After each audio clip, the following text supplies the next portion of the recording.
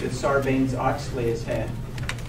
Well, it's been a huge, obviously, regulatory nightmare for people to comply with. It's done very little benefit as far as actually addressing the problems that were encountered at that time. But no, the biggest thing has just been it's expanded the federal government dramatically. And if you also look at Dodd-Frank, which is a huge expansion of the powers, this new agency that's out there that's going to dictate the consumer policies for the country, you're going to see a lot of the Main Street banks in Iowa, the small town banks, simply not be able to comply with all of the new regulations. They cannot, that compliance officer is probably also the cashier and a teller in the bank. And they can't have, hire 3 more people to fill out all the paperwork as far as compliance are concerned. Either that or they're going to go totally out of, you'll never get a home mortgage from a small bank. They just simply can't afford to do it. And I think what you're going to see is a dramatic consolidation of those small town banks because of the compliance costs that are there. And what happens to a small community when the owner of the bank lives someplace else. What that does as far as the local Little League teams, as far as support for the community, it'll have a very negative impact. But no, it's basically, on Dodd-Frank, this new agency has nothing to do with safety and soundness of the financial institutions. It is an exercise of a board that is, we don't even control, the way it's set up, we don't even control the funding because they're funded out of the Federal Reserve rather than through the appropriations process. So basically the Fed just prints money to pay them. Congressman. Yes. Is there, and this is way outside the realm, but with the Republican Party vowing that they will repeal the Health Care Act, is there anything on the horizon when the Republican candidates will come out with some changes that they, parts of the health care bill are okay. There are other parts of it that are illogical. And yeah, we always hear repeal, but we don't hear what's going to happen after repeal, and I think that's really the critical issue. Well, there are bills all over that basically look at something very novel in our economy is to have competition, to have actually the private sector work, and that is what will hold down costs and give efficiencies and actually provide better services than what will be done under the current bill. But your point is well taken. We haven't talked enough about what we will do instead of the President's health care bill. Everyone, there was total bipartisan agreement as far as pre-existing conditions. The insurance industry, everybody was on board. They knew that was going to happen no matter what type of reform you had. The catastrophic limits would come off under whoever's proposal would be out there. With young people being able to find a way of being insured, whether on the parents' policy or through a pool like we were talking about before, that was agreement. Those things would happen. So there's never been a disagreement on those things. The disagreement is about whether you want this huge expansion of the federal government that is actually going to control everything that is done through the health care. One thing that we should keep in mind, Medicare now, last year it was announced the bankruptcy date, the trust fund runs out. It went from 2029 down to 2024.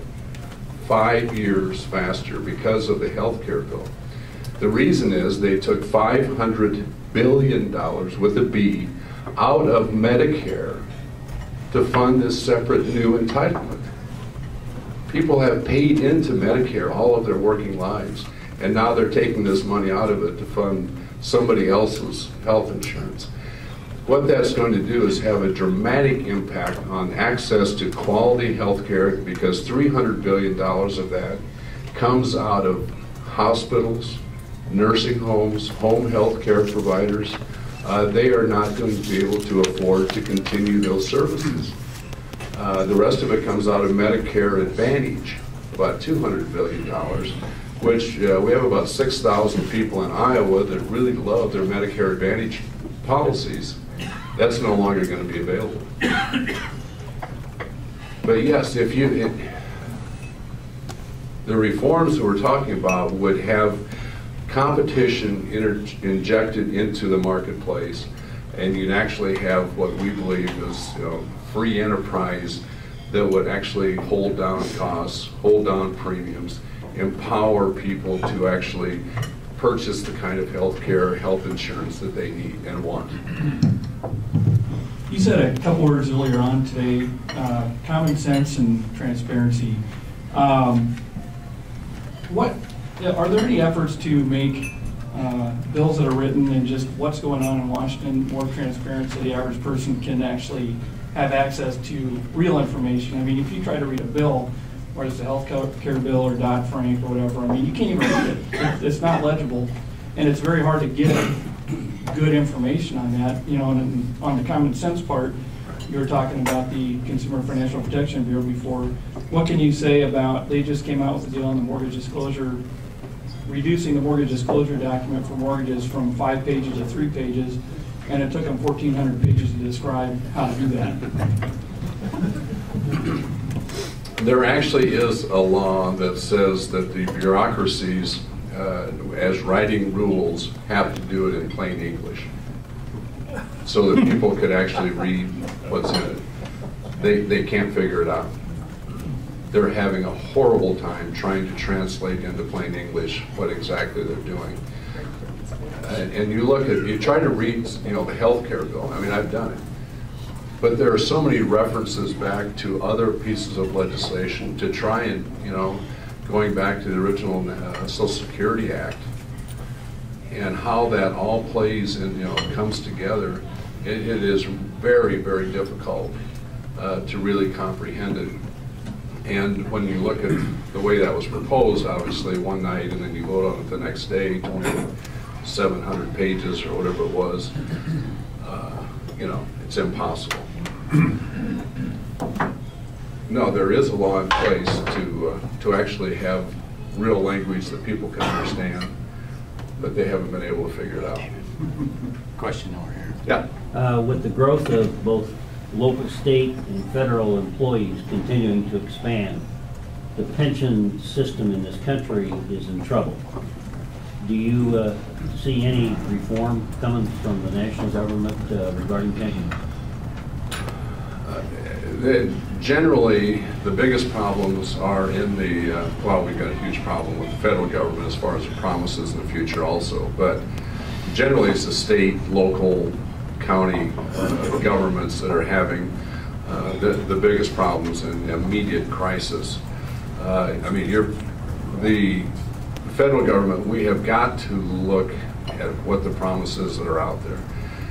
While last year the deficit was $1.3 trillion on the books, we incurred $5.2 trillion of unfunded liabilities for the future.